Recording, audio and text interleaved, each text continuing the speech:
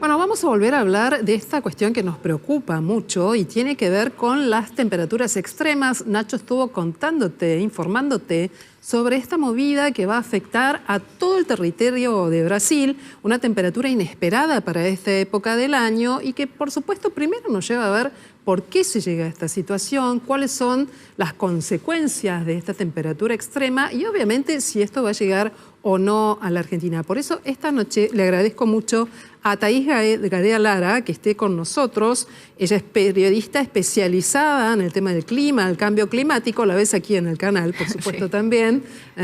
Y nos interesa mucho, Thaís, que podamos pensar juntos qué significa esto, ¿no? Es demasiado para esta época del año. ¿Por qué? ¿Y qué consecuencias? Bueno, sí, recién cuando Nacho hablaba incluso también de distintos eventos no climáticos que acontecen, es como que todas las semanas tenemos en algún lugar del mundo que está ocurriendo un evento climático que se ve intensificado por el cambio climático y ahora esta situación que está ocurriendo en un país de la región como Brasil, en donde siempre acá, y Nacho ahí va a poder explicar más la parte técnica, ¿no? De esto que se llama como cúpula de calor, que son eventos que vienen ocurriendo históricamente, pero que se agravan, se intensifican en un planeta que está cada vez más caliente, ¿no? Es esto de pensar la imagen de una olla que va a fuego lento, ¿no? Y en donde todo eso que ocurría, todo eso que digamos, por sí mismo, en un planeta mucho más caliente se intensifica. Lo que era excepcional se volvió cotidiano y además con una temperatura cada vez más alta. Yo me pregunto, seguramente a ustedes les pasará además,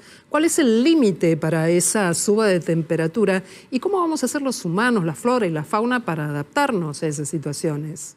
Bueno, el límite deseable al que tendríamos que llegar, digamos, es el límite al cual hay que limitar el calentamiento, es de 1,5 grados centígrados. Eso es lo que nos dice la ciencia, que sería un mundo de calentamiento con impactos menos dramáticos del cambio climático. Lo cual también significa que no sería un escenario en donde todo volvería a como es antes. Estamos hablando de que sería un mundo con un calentamiento mayor al calentamiento actual. Hoy estamos en un calentamiento de 1,1 grados centígrados. Es decir, que va a haber mayores impactos, pero no tan dramáticos como si estuviéramos en un escenario de calentamiento de 2 o de 3 grados. Pero vos ahí hablaste de una palabra que es fundamental y que es la adaptación. Exacto. Muchas veces cuando se habla de acción ante el cambio climático solo se viene poniendo el foco en que hay que reducir las emisiones y eso obviamente hay que hacerlo para lograr ese límite del calentamiento, pero mientras los impactos ya los tenemos y mientras hay que prepararse más y mejor a esos impactos ya presentes. Y en el caso de las olas de calor,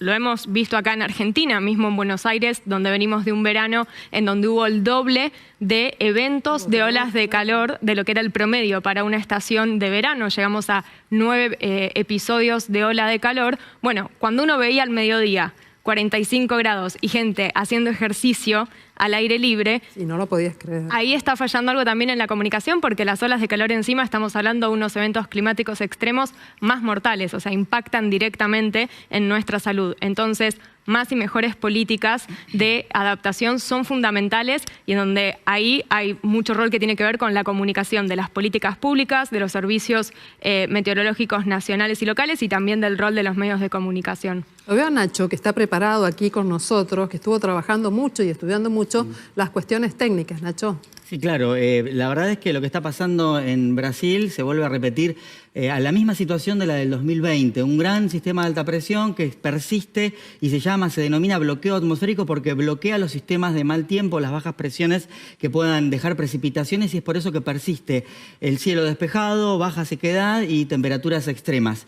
Ahora, nos interesa poner un poquito el foco en Brasil porque es donde se encuentra el Amazonas, uno de los pulmones del planeta Tierra. ¿Cómo viene en materia de políticas en cuanto a la mitigación y adaptación Brasil? Bueno, en ese caso, evidentemente viene con un cambio rotundo porque venía de un gobierno como el de Jair Bolsonaro que negaba la ciencia climática y que desmanteló un montón de políticas ambientales, muchas de las cuales en favor de lo que se conoce con la explotación y el avance del agronegocio, ¿no? Y en contra de lo que era el cuidado de la Amazonía. Ahora con el gobierno de Lula hay un cambio rotundo en eso, hay mucho foco también en trabajar con las comunidades locales, pero bueno, es reiniciar en muchas cosas y tener que, no justamente como volver a todo eso que se desmanteló, volver a trabajar para eso. Algo que en lo que vos línea con lo que vos dijiste, es esta época del año en Brasil es todavía la temporada de sequía,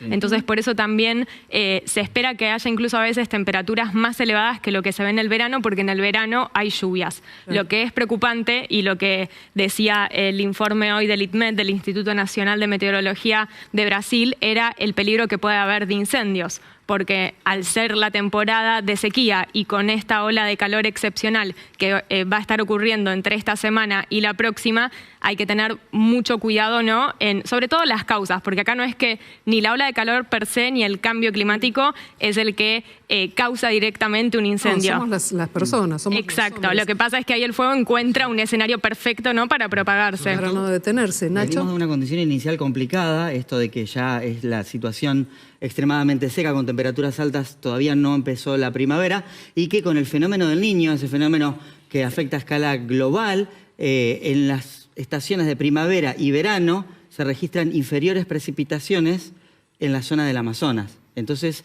los pronósticos tampoco son alentadores, por lo menos desde la parte meteorológica. Sí, la llegada del fenómeno del Niño, vos lo sabés mejor que yo, o sea, se mira con mucha preocupación porque de hecho a día de hoy el año más cálido registrado ha sido el 2016 con la presencia de el Niño, y se está alerta en todo lo que pueda significar también, porque la combinación entre cambio climático y fenómeno del Niño no es la mejor en términos de esto, de la intensificación de estos eventos. Y sobre esto quería preguntarles, porque Argentina atravesó durante todo el verano, pero el mes de marzo fue una cuestión clave por un proceso de sequía que fue tremendo, con consecuencias para la flora, la fauna, midiéndolo en volumen económico y cuánto afecta a los ingresos del país también. Ha sido muy, muy bravo. Quiero saber si este fenómeno de altísimas temperaturas en Brasil, incendios eventuales o sequía, va a afectar el caudal de nuestros ríos. ¿Sí? Estoy pensando Río Uruguay, Río Paraná, área de cataratas,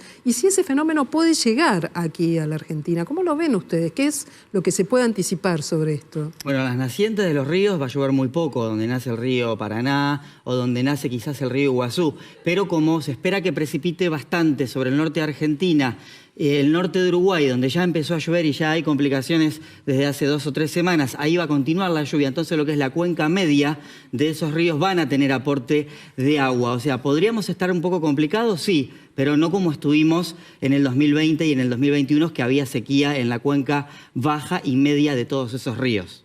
Sí, ahí va a ser también muy importante trabajar en materia de lo de prevención respecto de incendios y no tener que estar respondiendo al momento en el que ya empezó, ¿no? La llama pensando todavía en aquellas regiones en donde la sequía se mantenga. Bien. Nacho, te hago una pregunta. A nivel nacional, ¿qué opinás?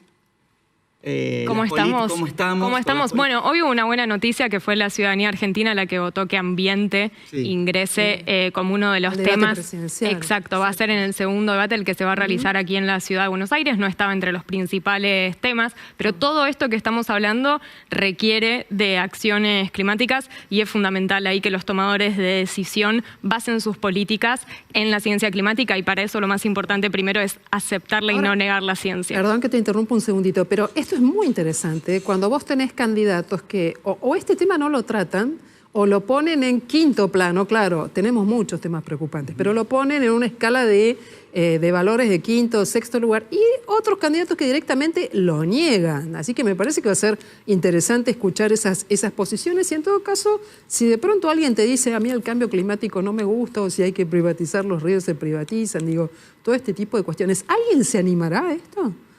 Sí, se animará a hacerles esas preguntas. Hacerle las preguntas y obtener respuestas, digo, ¿no? Porque ya ves, el cambio climático agobia todos los días. Sí, bueno, a ver, discursos negacionistas los hemos visto desde Trump en los Estados Unidos, Bolsonaro en Brasil, está creciendo en los últimos años. Siempre ahí hay un hilo muy fino en no terminar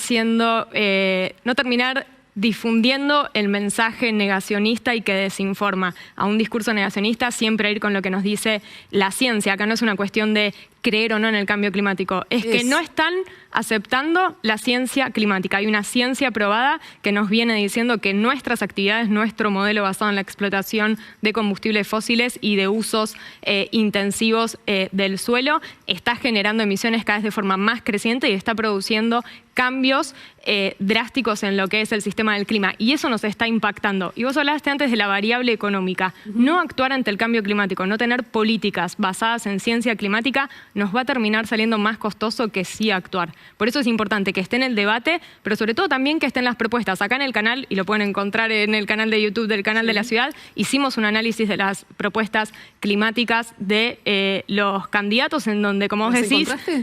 Y bueno, ahí en algunos costó, sí, en algunos costó, pero también ahí hay que entender que no es únicamente si dicen estas son mis propuestas climáticas, porque cuando hablamos de acción climática es transversal a un montón de cosas, es energía, es producción, es incluso también salud, cómo se van a adaptar mejor a estos eventos. Entonces ahí es donde está la clave, que tiene que ser transversal, y por eso es el desafío. Pero definitivamente con un candidato que niega la ciencia, acción climática debiera ser una prioridad en los debates de aquí a, digamos, a octubre. Thais Gadea Lara, te agradecemos muchísimo ida y vuelta. Nacho, a vos también, por supuesto.